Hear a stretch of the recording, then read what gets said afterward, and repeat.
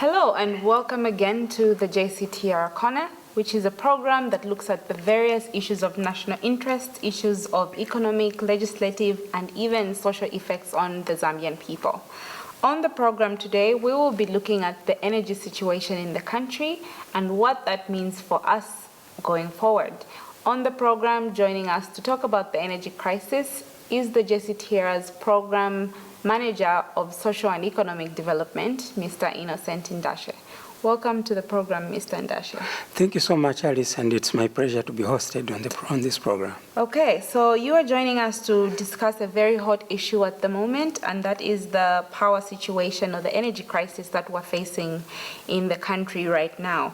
What is the real situation in regards to the crisis, and what does it mean for the Zambian people and the various sectors of our economy? Yeah, an interesting question. What does it really mean? If we look back to 2015, that could give us a point of reflection as to what would have happened to road shedding. When we saw that, for example, people would be depending their lives on, for example, welding in various places of our country, people earning their livelihood through, for example, running barber shops, salons, and all. So with the increased hours of load shedding, we saw that the hours of work actually reduced, and that had actually a negative impact on their sources of income. And usually when that happened, that limited people's households' capacity actually to afford the basic needs. And if you look at 2015, possibly the 2015 load shedding was actually much better.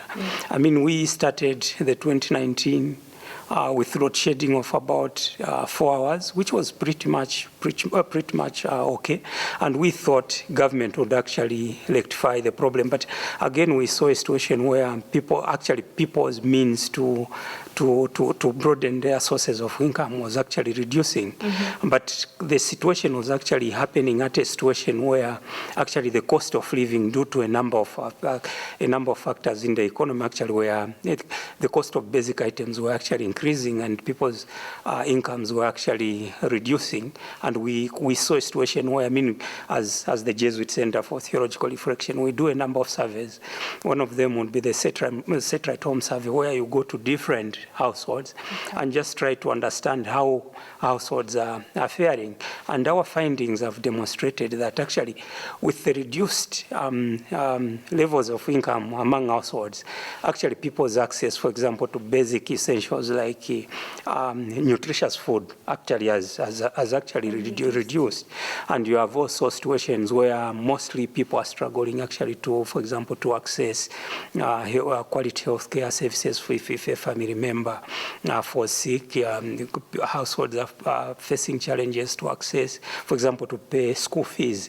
And we've seen that actually having some spiral effect, even in schools, in collecting, for example, fees. So you see that at the household level, and say load shedding at already 4 hours, I think there was already some impact. But load shedding has actually increased to a minimum of 10 hours. And that greatly has actually had so much impact, both at household level in terms of people, just those that, when you look at the Zambian economy, over 80% of our citizens depend on the informal employment or informal sector. So with their reduced incomes, actually, we've seen that people are struggling and the cost of living has been actually increasing. For example, if you do an analysis of, for example, the general household income for Lusaka, it's actually between 500 kwacha and 2,500 kwacha. And when you look at our basket, the Jctr basic needs basket, it's over 5,000 kwacha like for Lusaka. Already it shows you that people are already struggling. But with reduced sources of income, income, then a lot of people have been thrown actually in poverty levels.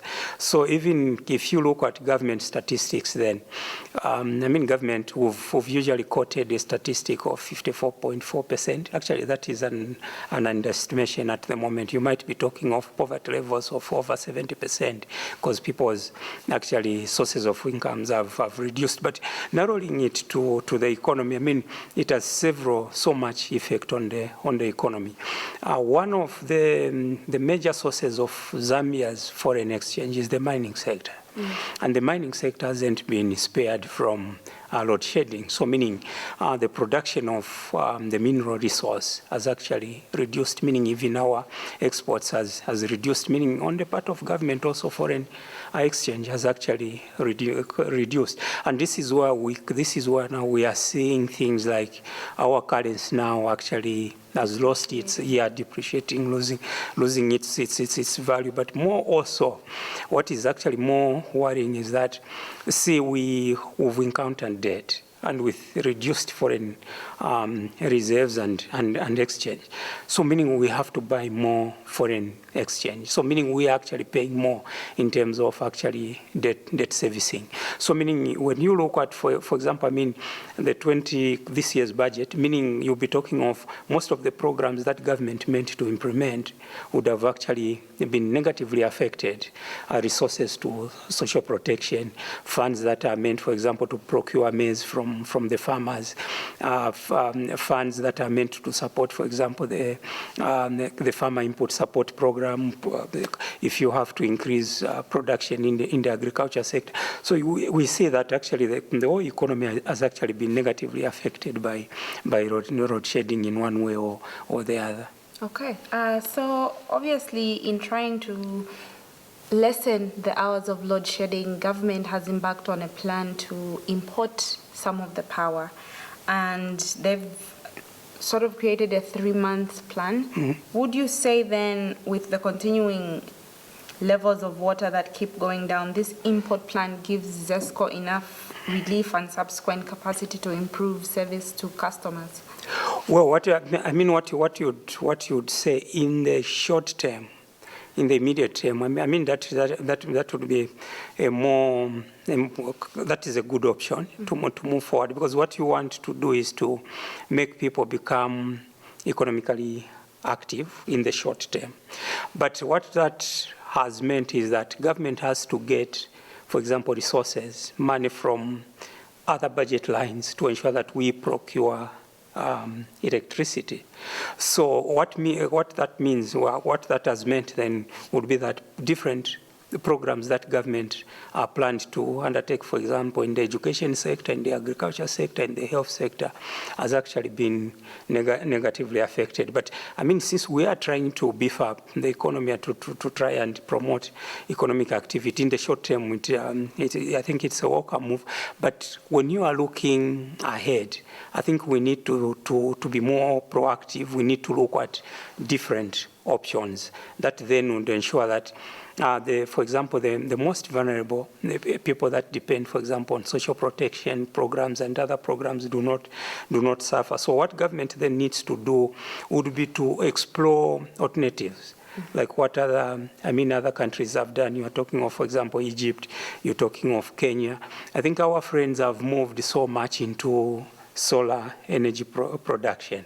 And I think that would be the more ideal. Thinking realistically, I think would actually be maybe for 3 months, yes, we can import, but going beyond that. Mm-hmm. What government needs to do is to explore partnerships, for example, with people who would be producing solar panels, batteries, and those, so that you attract those companies to come and set up plants within the country, such that if they're able to produce those panels, batteries within, I think the cost of acquisition by ordinary citizens, businesses, then I think would be massive, and I think we'll be looking at then sustaining production in the economy.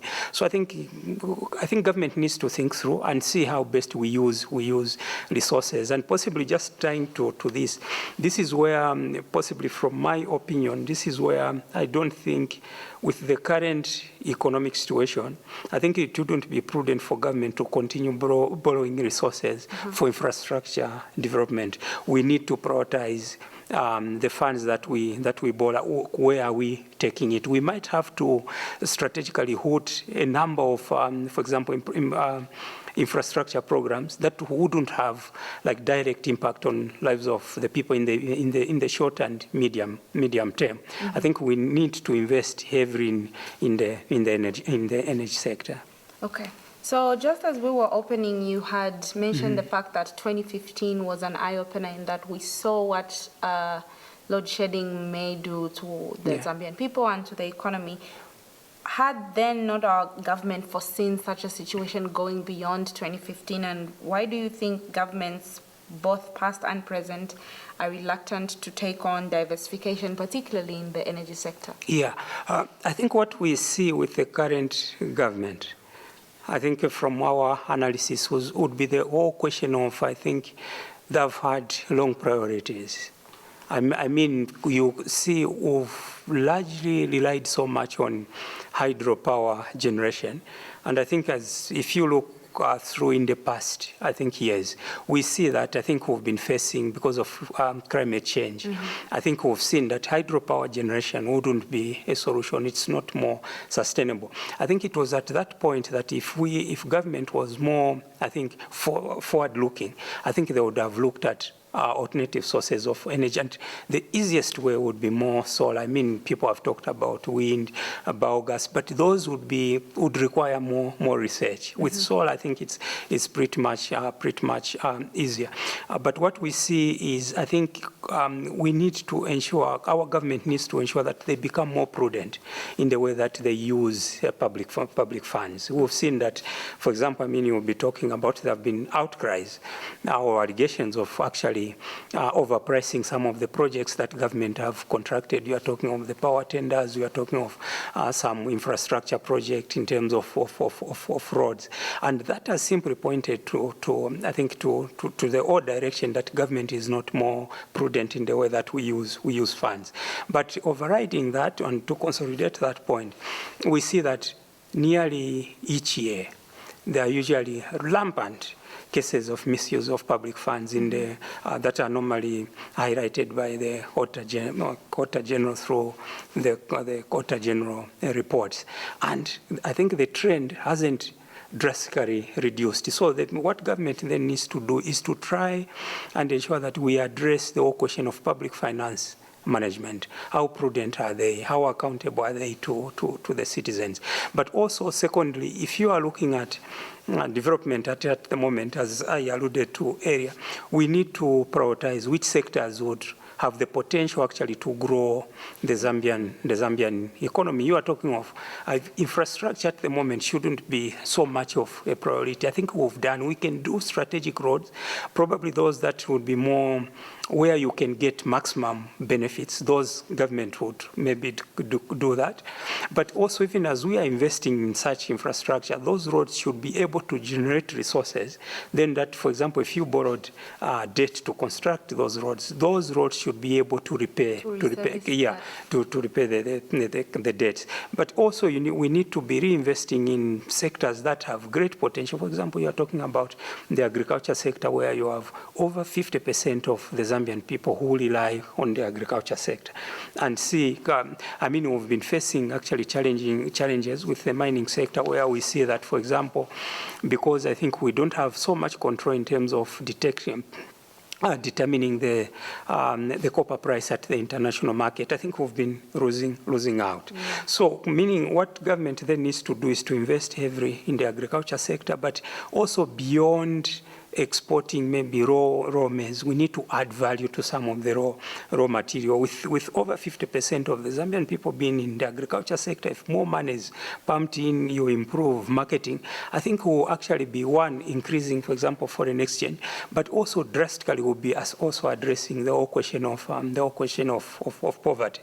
But also, if you come to the mining sector with the potential that it has, I mean, we have so many minerals that that we are endowed with. We are talking of copper, gold, diamond, and the like. But we've been on the losing end because we've been mostly trading in these in raw form.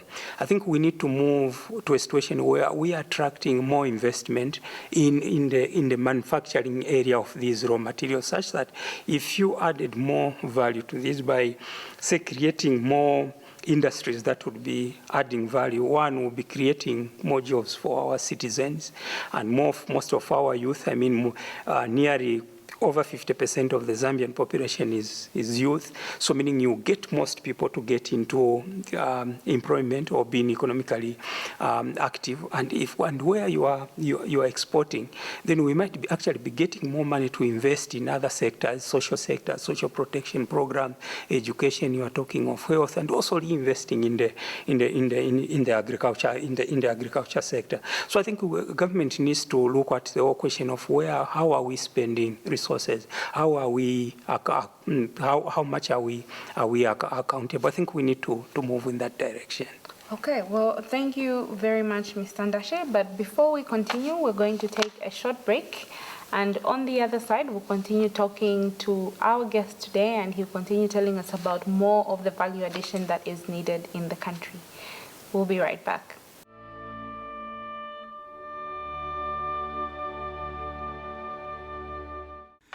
To advertise on this program and enjoy amazing introductory rates, please call us on +260 211 290959 or +260 211 290912 or +260 953 538 000.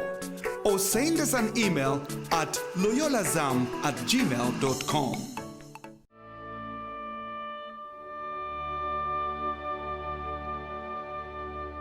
You are joining us, and if you weren't with us before, this is the Jctr Corner, and on the program is Mr. Innocent Ndashe, who is joining us to talk about the energy crisis in Zambia.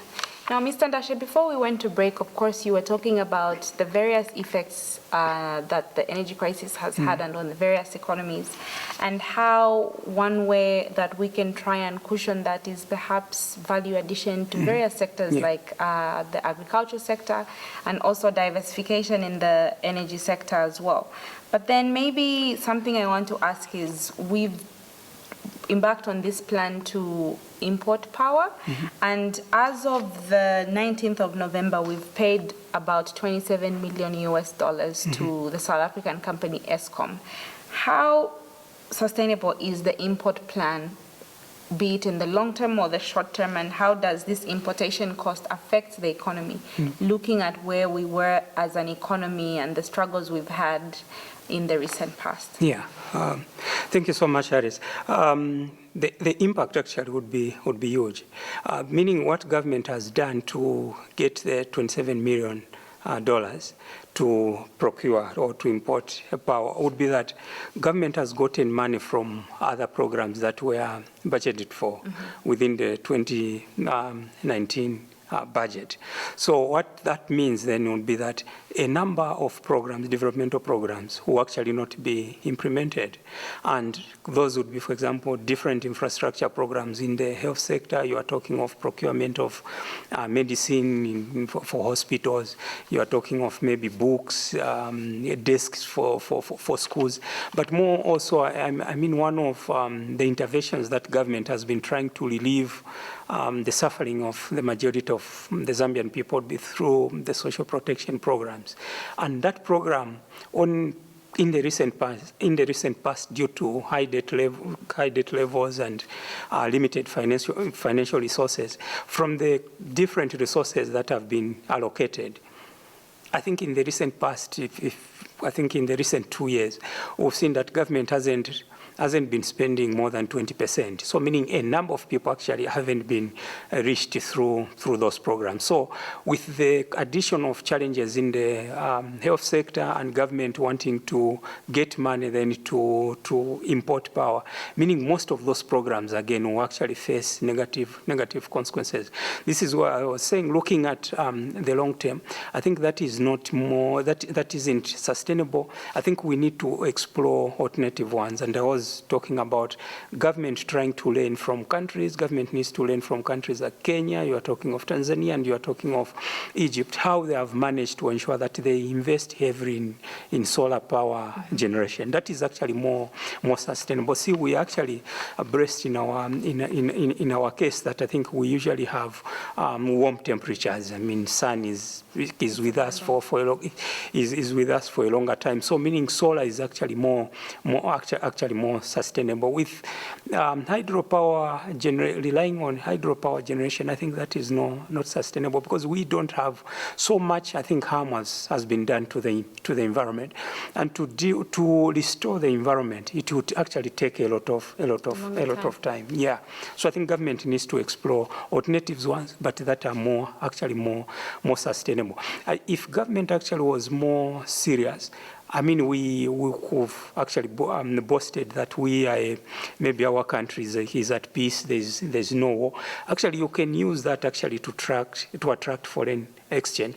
Or what government needs to do is to bring in incentives to say, okay, you will be coming to set up, for example, a plant that will be producing solar panels, batteries, and all that. But looking at the multitude of the problem of load shedding, then government would say maybe for the next 5 years, because you want to actually to bring activity to the economy, and you need power, then government can actually compromise and say for the next 5 years, maybe those companies do not pay so much of maybe corporate taxes and all those. So you compromise a bit, but all you want in the long term is that your people become more economically active.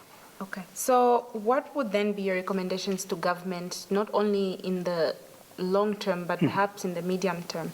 Because I'll make reference to the fact that we've spent about $27 already, 27 million. But that will only give relief of about 2 hours of about a month to the Zambian people. Isn't that money that maybe would have gone into setting up a power plant? What are some of the thinkings and recommendations from the center that you would give to the government going forward? Okay. So the immediate ones, we know government has had a date with Mamba collieries, where we've been actually generating power through burning of coal. So we need to deal with the whole aspect of with that debt to ensure that I think that plant is able to generate electricity. Secondly, government has been exporting actually electricity. They have been actually generating and exporting electricity in preference to importing. I think government needs to prioritize, I think, the local market for the electricity that they're actually producing. That would be more immediately. But looking ahead, I think we've seen, for example, the 2020 budget, there was an increased allocation, for example, to the security wing. Government, can they revisit, for example, resources? Then that would have gone to areas like that are not maybe that do not need that resource, and see how best such resources can be prudently used, maybe to import, so that we don't maybe disadvantage people, for example, who rely on social protection programs and those. But secondly, can they then engage countries like Kenya, Tanzania, Egypt, to learn how our friends have managed to attract solar power generation, to ensure that we also move in that particular direction, rather than investing so much in hydropower generation. Yeah. Okay. Well, that is all the time we had today. But thank you very much for joining us on the program. And we will be sure to have you next time to simply talk to us about how we can then weather the storm in regards to the cost of living. Thank you so much. I've enjoyed my interview. Thanks. You have been with us on the program, and we had Mr. Innocent Ndashe, who's the Social and Economic Development Program Manager on the program with us to discuss the energy crisis in the country. I'm your host, Alice Maplanga, and be sure to join us right here on Loyola TV, same time again next week. Goodbye.